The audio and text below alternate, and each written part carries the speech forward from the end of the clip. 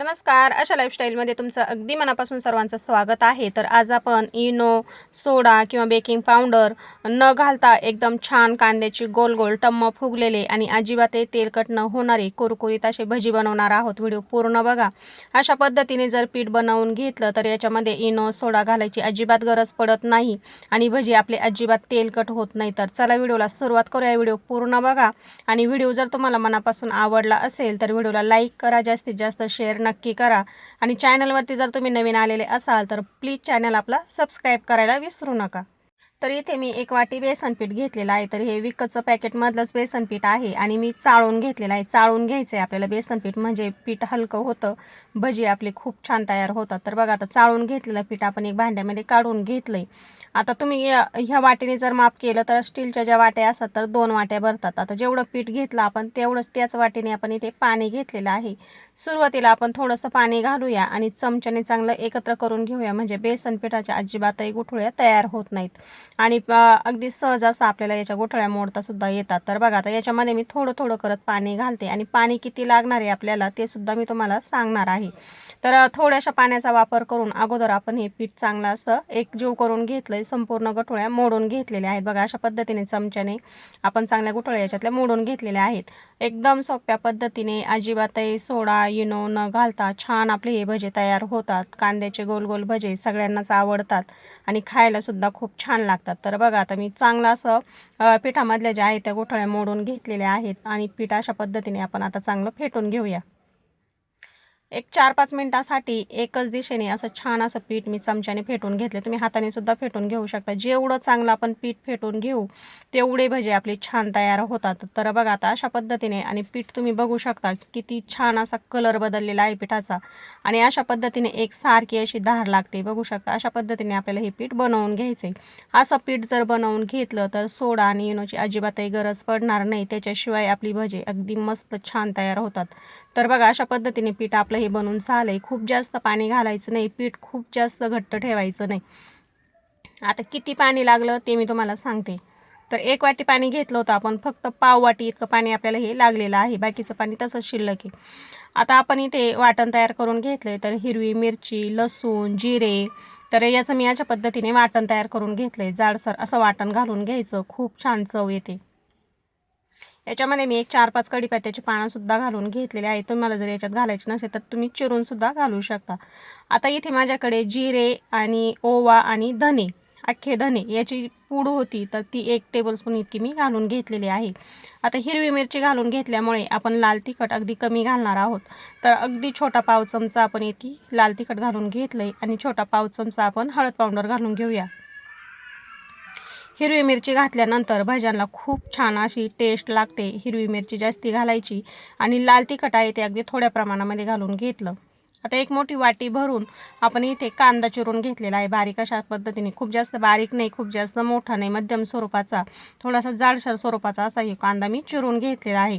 तर 3 कांदे मध्यम आकाराचे आपण चिरून घेतलेले होते. भरपूर अशी कोथिंबीर घालून घेऊया. तर बघा मी भरपूर अशी कोथिंबीर घालून घेतली. आता याच्यामध्ये चवीप्रमाणे मीठ घालून घ्यायचं. चवीप्रमाणे मीठ घालून घेतल्यानंतर आता चमच्याने मी चांगले हे एकत्र करून घेणार आहे.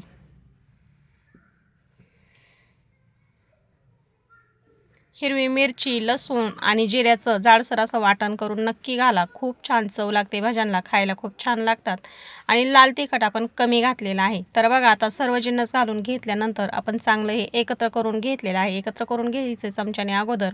आता आपण याच्यामध्ये सोडा आणि इनो घालत नाही, त्याच्यामुळे आपल्याला याच्यामध्ये तेल घालून घ्यायचे. तर तेल गॅसवरती आपण ठेवलेलं आहे गरम होण्यासाठी. त्याच्यामधून आपण गरम झालेलं तेल याच्यामध्ये घालून घेणार, म्हणजे खूप छान असे मस्त आतून जाळीदार असे हे भजे आपले तयार होतात. तर बघा हे मिश्रण किती छान असं तयार झालं आहे. खूप जास्त पातळही नाही आणि खूप जास्त घट्टसरसुद्धा नाही आहे, म्हणजे आपल्याला व्यवस्थित असे तेलामध्ये सोडता येतील अशा पद्धतीचे हे मिश्रण आपलं तयार झाले. मस्त गोल गोल असे टपुरे भजे आपल्याला तेलात सोडता येतात. आता 1 टेबलस्पून इतकं गरम तेल आपण हे मिश्रणामध्ये घालून घेतलं आहे. छान असं पुन्हा एकदा हे एकत्र करून घेतलं. बघा किती मस्त असं मिश्रण तयार झालेलं आहे आणि अगदी छोटा पाव चमचा आपण याच्यामध्ये हळद घातली तर रंग खूप छान आलेला आहे. आता परफेक्ट असं हे मिश्रण आपलं तयार झालंय. चला आपण लगेच भजे बनवायला घेऊया.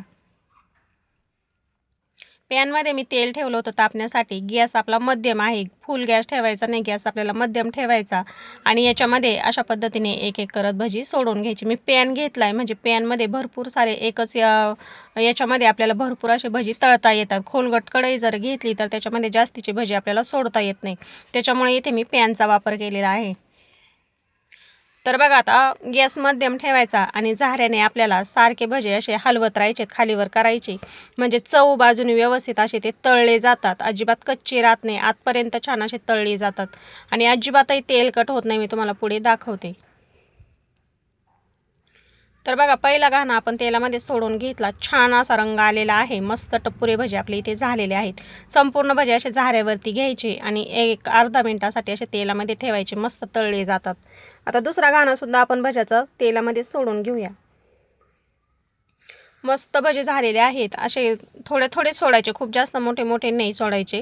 तर बघा अशा पद्धतीने इथे तेलामध्ये आपण भजी सोडून घेतलेले आहेत आणि मस्त अशी भजी आपली तयार झाले. तर अजिबात तेलकट होत नाहीत, अजिबातही तेल शोषून घेत नाही.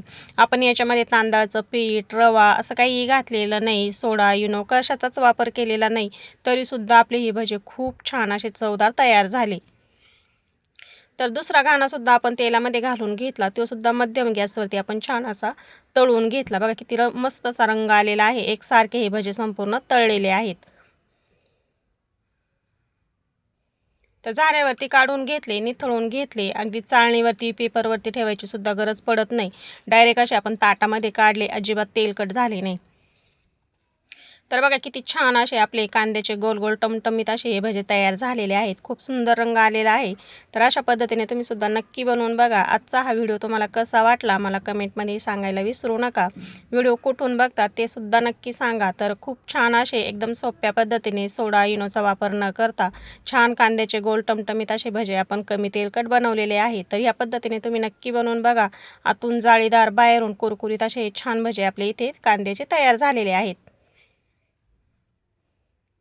वेळात वेळ काढून व्हिडिओ बघितल्याबद्दल अगदी मनापासून तुम्हा सगळ्यांना धन्यवाद. भेटूया पुढच्या व्हिडिओमध्ये.